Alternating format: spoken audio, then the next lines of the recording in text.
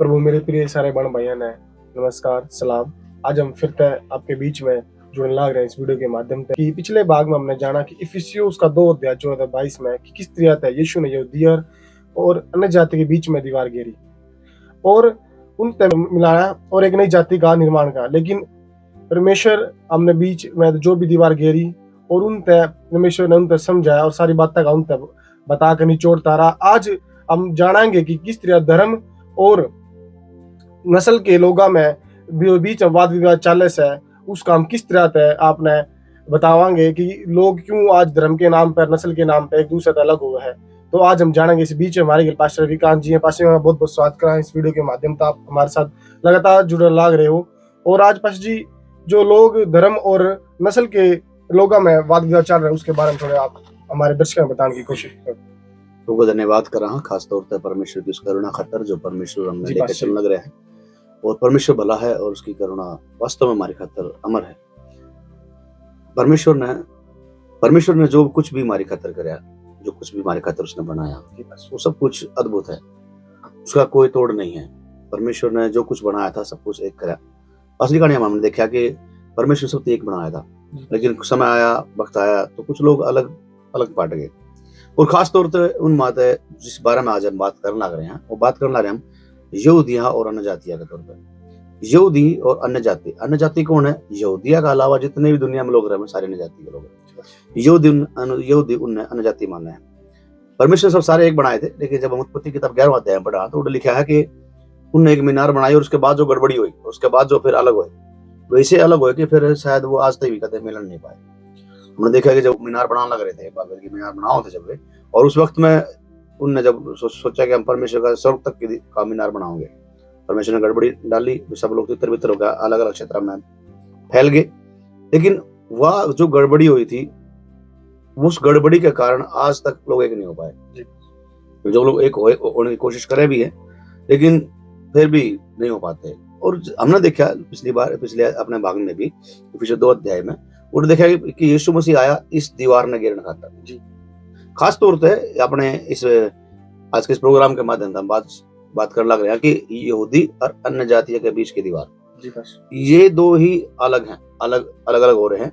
और इसके कुछ कारण हैं। यहूदी जो लोग हैं वे अपना दुनिया अलग मानना है।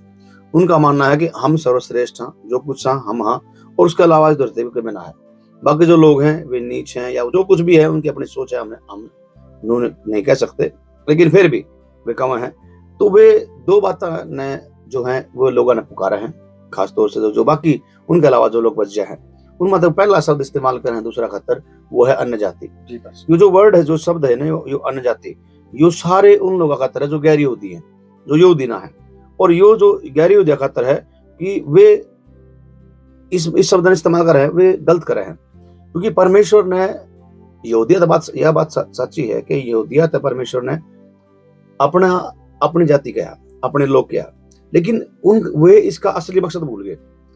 उनने बेरा नहीं पाया कि परमेश्वर हमने अपनी जाति से बना हुआ है ताकि हम और ने भी जाकर परमेश्वर की महिमा में उसकी आराधना करने खातिर लोगों ने इकट्ठे कर सका। लेकिन उनने क्या काम कराया, उनने सारी दुनिया के लोग अलग कर पाट दिए। उन्हें सोचा कि हम एक सां, बाकी सारे अलग हैं, हम परमेश्वर के यहाँ, बाकी सारे बेकार लोग हैं, नकारे हुए लोग हैं, इनकी दुनिया में कोई जरूरत नहीं, हम मारते चुन रखा है।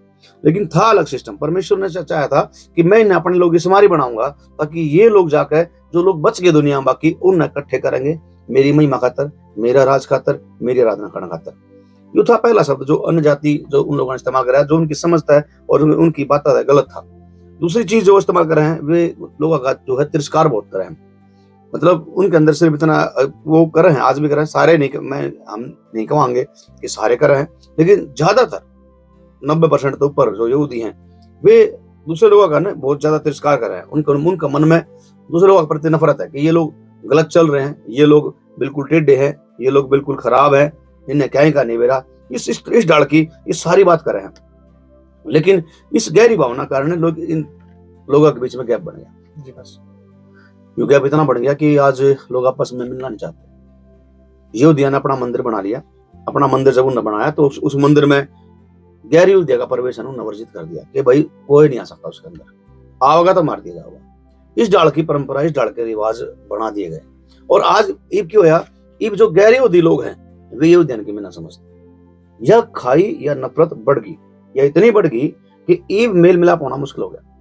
लेकिन इससे खातर बाइबल में जब हमने पांचवा भाग में भी हमने पढ़ा, ये 2 अध्याय उसका 14 वचन है कि यीशु मसीह इसलिए आया था कि इस दीवार ने घेर के उन दोनों ने, यहूदिया ने और गैर यहूदिया ने, मिला के एक जाति बना दे, एक जाति जो परमेश्वर की जाति का भाव है। इस हमारी हम इस बात ने समझ पावा कि यह नफरत बढ़ी है। हिटलर इस बात का सबूत है।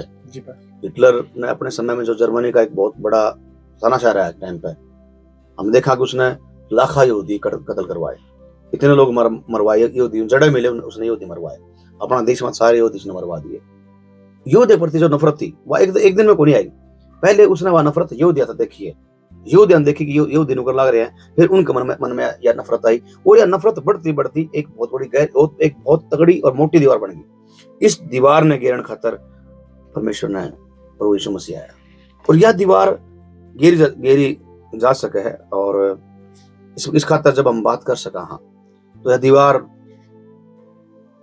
घेरना कोई बड़ी बात ना है। जब हम सब लोग मिलकर इस बात ने समझा कि वे और हम एक, हाँ, उनकी सोचने, उनकी मानसिकता ने वे अलग कर लिए, हमारी सोचने और हमारी मानसिकता ने हमने वे अपना अलग कर दिए। लेकिन आज मसीह, कम से कम मसीह जगत ने, जो एक नई जाति है, नई जाति यहूदियत है और गैर यहूदियत ने मिला के जो एक नई जाति परमेश्वर यीशु मसीह ने बनाई है, जो वह नई जाति है, जब वह इस बात ने मान ले कि हम सब एक, हाँ, तो यह दीवार गिराई जा सके है। यह दीवार गिर दी, यीशु मसीह ने गिर दी है, लेकिन बस यह दोबारा नहीं बनानी। जब अगर हम जय मनु करा तो परमेश्वर बड़ी महिमा देखना पाएंगे। आशी आपका बहुत बहुत धन्यवाद, आपने इतनी सुंदर तरह समझाया हमारे लोग आते ही। आपका फिर तो बहुत बहुत धन्यवाद करूं जो हमारे दर्शक हमने लगातार देख ला रहे और प्यार दे ला रहे इस वीडियो ने, हम आपका भी धन्यवाद करा। प्रभु ने आज आपके जीवन में जो आशीष दी है इस वीडियो के माध्यम से, उसने आप ज्यादा सब्सक्राइब करो, लाइक करो। प्रभु सब आशीष दे, सबको जय मसीह।